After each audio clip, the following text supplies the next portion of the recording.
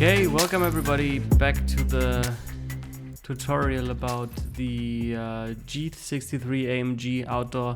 There's one thing that I was still missing, and unfortunately I didn't have the time to record it, but I got a lot of questions around that one topic, so I at least wanted to take the time to explain to you how I got those additionally added rocks into, like, in the reflection of the car body.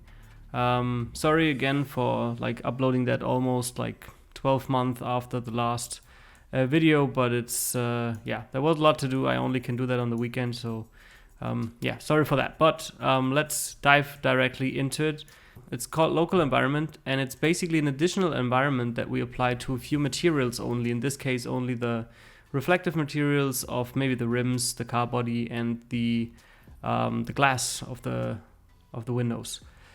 So what I'm going to do here is I'm going to tell you now how to create that and how to apply it. Okay, so as you can see, everything's baked, everything looks nice already. The only thing that we need to do is getting those rocks reflected in this car paint. And for that, I need to do ray tracing first of all, and I'm creating a HDR inside thread. So what I'm doing here is, let me go to the camera editor. Use the perspective camera, go to, I can do that by hand as well. Basically what you have to do is you have to get into the position of the car, roughly the area where you want to take the HDR from. Let's say the core of the HDR, right? So I'll do it around here, like in the middle of the car and about 1 meter from the ground. And now I'll turn off the car. Let me see if I can do that. Yep. Turn off the car. And I go to perspective, and there's projection modes. And what we're going to do is we create a spherical map. Problem is, if I'm doing that now, you'll see nothing happens, because that doesn't work in OpenGL. It only works in ray tracing. So, okay, so now I'm in ray tracing. And as you can see, we have this very distorted view. And basically the only thing that I'm going to do is zoom a little bit further to the front, so we're in the middle of it. And just to show you again, it's switch between perspective, so we're here in the environment with all and in ray tracing we can do the spherical map. The only thing that I'm going to do now is render that out with a, I don't know, like a decent size, right? So for the resolution, it's important to do it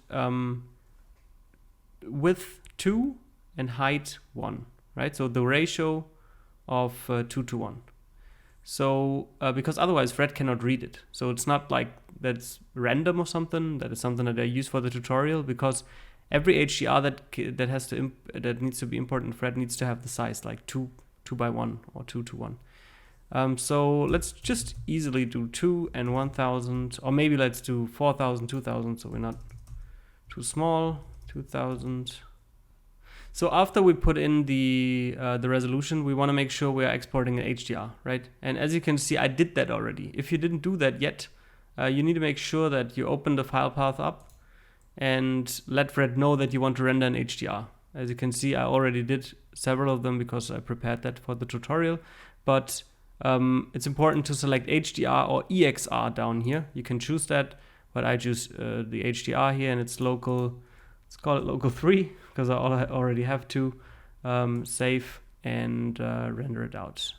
Pretty simple. See you when we render it out and apply it.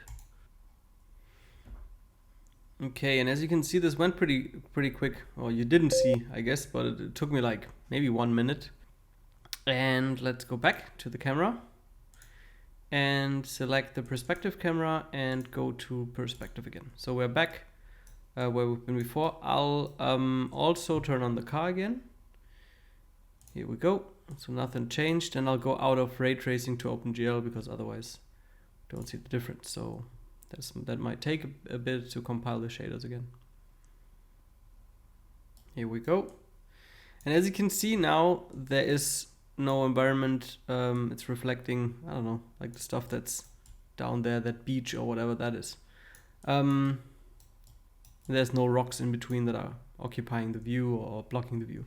So, and this is the important piece now. This is the local environment that I was talking about. I'll select the part, so it will automatically select the according material in VRED.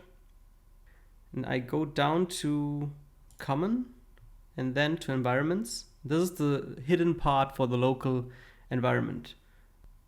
And then I just right click. Okay, actually I have to create it beforehand. I have one, but I want to show you the one with the right setting. So what I do is I create an environment, sphere environment. I load my HDR3. And what's important is VRED is really trying hard to keep that environment concept working. So as you can see, our environment switch now switched to that environment. That's not what we want. We don't want to have it active. We want to have the other one active. So I'll go back to my general environment, because that's what we set up. And then I'm deleting that out of the, you don't have to, but it's just to make sure that we're not accidentally switching to it. And now I can use it still, but only for the reflection. So again, go here, go there. Here we go. And as you can see, we have the proper reflections from that HDR. As we took it in the right direction already, it works out, right? Like it's in the right position, and it's basically reflecting, yeah, the rocks next to the car. So it's no magic. The only thing that we need to do now is we need to make sure that this is happening for all materials. So you would theoretically have to go through all your materials in your car paint switch and do that. So all the individual ones. And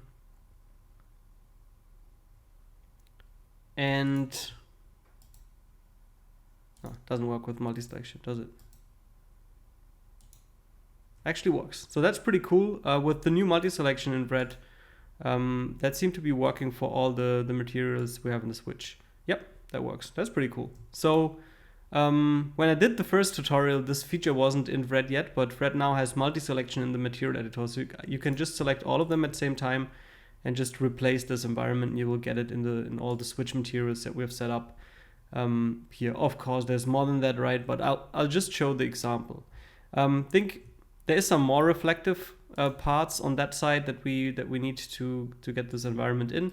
So, but I think by now you understood it, right? So it's maybe that with the glass that we need to put that HDR in, and maybe the rims. But I think we're not going to see it there. But yeah, a little bit. Maybe that. Let's already have it. Yeah, and that's the whole trick. So as you can see, now we have the right reflection. Something that you can do, of course, if it doesn't like work out for you as easy as that. And to be fair, I rendered it 3 times, as you know, so I already did in the right direction whatsoever. If you want to adjust it, you can always go into that material and adjust it, right? So for example, you could change the rotations or whatsoever. I mean, maybe not in that direction, but in the C rotation, right? Which is basically rotating the environment around the car, and you can see what works for you, what's the right angle. But again, this is it's important to reflect the right stuff. So usually if you take it in the right direction, it should automatically fit. But if you, for whatever reason, need to adjust it, you can just go into that material and adjust it. Again, the important piece is this environment switch is the one that has the visible environment. So the one that we are seeing and the one that is lighting the scene. This is the general scene. This is very important, and we shouldn't switch that. What we want to switch is a local environment that is just affecting the reflection of some of the materials. And this is what we're doing under common. In each material separately, with a right click, you can open up that menu, and then you can select existing environments in your scene and assign them as a reflection environment or local environment.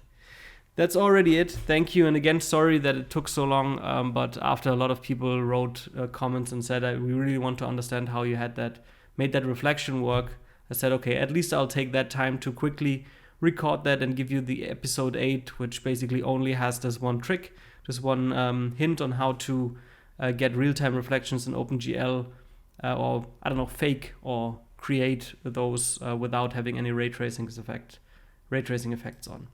If you have any other questions, please let me know in the comments, and I'll see if there's anything left that I need to get into to close up this episode. And yeah, with that being said, thank you very much, and I hope you can now finish whatever work you started using this tutorial. So yeah, again, thanks guys, and have a great day everybody.